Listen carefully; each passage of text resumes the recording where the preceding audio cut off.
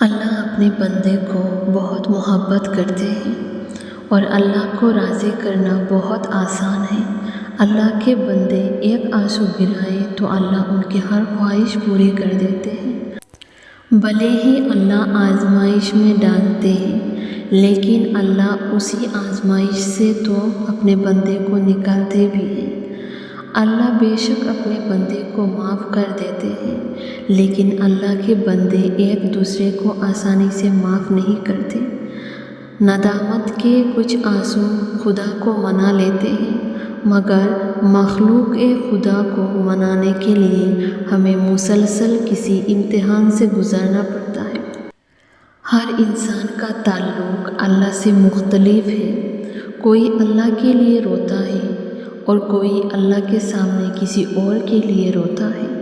کسی شخص کو اتنا مت ستاؤ کہ وہ تمہارا نام لے کر اللہ کے سامنے رو پڑے۔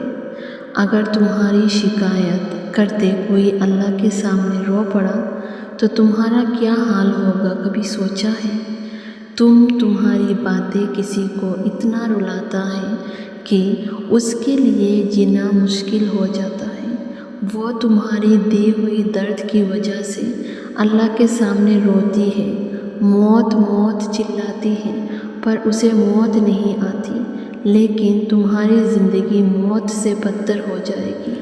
تمہارا اللہ کے سامنے رونا، تمہارا ایک ایک آنسو کا حساب جب اللہ لے گا تب اس کا سب کچھ چھین لے گا جس نے تمہیں رلایا۔ جب معاملات اللہ کے اوپر چھوڑ دیا جائے تو اللہ انصاف بھی بہت خوبصورتی سے کرتا ہے۔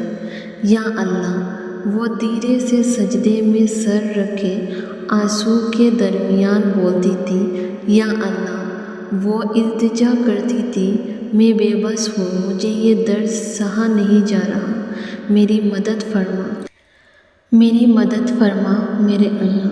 اس کی وہ آواز کوئی سننے والا نہیں تھا، یہاں تک کہ جس نے رلایا اس نے بھی نہیں سنا اور نہ ہی دیکھا۔ وہ 7 آسمانوں کو پار کرتی ہوئی اللہ تک پہنچ گئی تھی، وہاں سن لی گئی تھی اور پھر اس کو سکون عطا کر دیا گیا تھا۔ لیکن اس کا سکون چین اللہ نے وقت کے ساتھ ساتھ بے سکونی میں بدلنا تھا۔ اللہ کیسے بھول سکتا ہے تمہارا چیخنا، اللہ کو پکارنا، وہ گرتے ہوئے آنسو؟ اللہ کو تو سب پتہ ہے، انصاف تو اللہ کو کرنا ہی ہے۔ اللہ دیکھتا ہے جب تم سجدوں میں تڑپتے ہو، تمہاری آنسو بھری آنکھیں اور دل میں ہاتھ رکھ کے بس خاموش ہو جانا۔ اللہ پہ یقین رکھنا، اللہ نے ایک دن حساب لینا ہے، اور یہ یقین کے ساتھ رہو، دیکھنا اس نے جو رلایا تمہیں، اللہ اسے بھی اسی تکلیف اور تڑپ اسے بھی محسوس کروائیں گے ایک دن، وہ بھی روئے گا ایک دن۔ بس اللہ پر یقین رکھنا، وہ تمہاری روتی ہوئی آنکھوں کو یوں ٹھنڈا کرے گا جیسے اس نے یعقوب علیہ السلام کی آنکھوں کو ٹھنڈا کر دیا تھا۔